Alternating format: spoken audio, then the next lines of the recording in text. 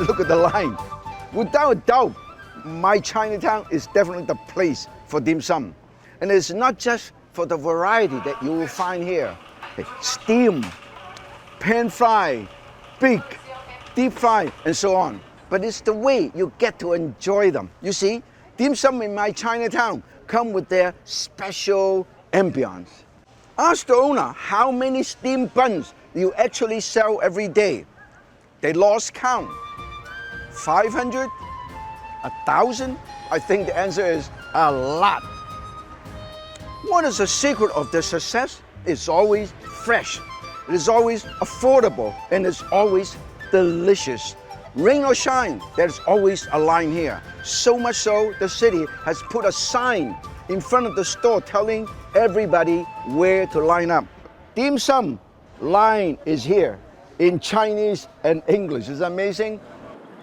One thing about this line, these people won't move for anybody, not even celebrities. If Jackie Chan was here, he will be right behind me in the line. Wait, I get an idea. Delivery, delivery, delivery, delivery. We live in a celebrity-driven culture. Don't take my word for it. Ask any celebrity. It matters where they go, what they do, and what they wear.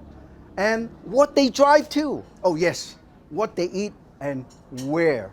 So today's question is, where do celebrities eat dim sum in my Chinatown? One place I know for certain is right here, Great Eastern on Jackson.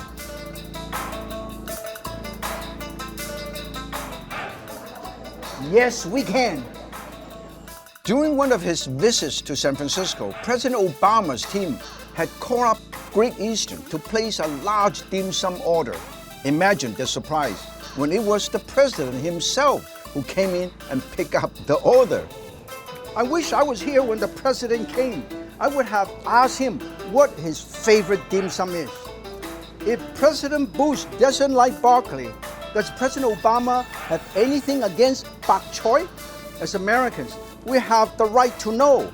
I'm all for transparency in presidential food preference, aren't you? And now we have come full circle. I'm standing in front of one of the oldest dim sum restaurants in the US of A, Hung Ah Cafe.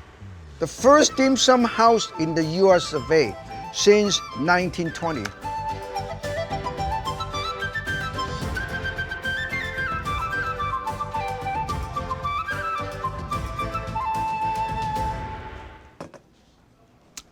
This place is over 100 years. Imagine, some of my good friends' grandparents came over here when they were just a little kid.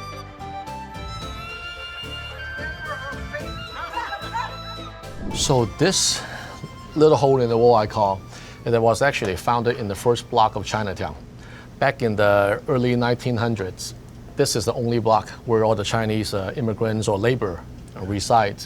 So yes, you could imagine, back then this was prime real estate. And one of the oldest pictures we have on display is the World War I Chinese American veterans. Wow. They took the pictures outside of our alley. Just right there. Yeah, just right there. Yeah. That's from 1930. So what, 80 years? 80 years or 90 years now that they were living here as American, and they fight for this country as proud as anybody else. Yep. So long story short, right, they finally had a little bit of money and then have some time actually to enjoy dim sum. As you know, dim sum is not about stuffing our face as fast as possible. It's about enjoying each other's company, sharing stories, and hence that dim sum house was born. Now you have dim sum house all over the world, and by far, a lot of the Chinatown all over the world, this is definitely the first one, probably in history. I need to pick some brains on different historians. Yeah. The research that we have done, we may be the longest running dim sum house in the world. Wow, I have never seen so much filling in there. And it smells wonderful. And I like the dough. The dough is nice and fluffy and it's light. It's delicious.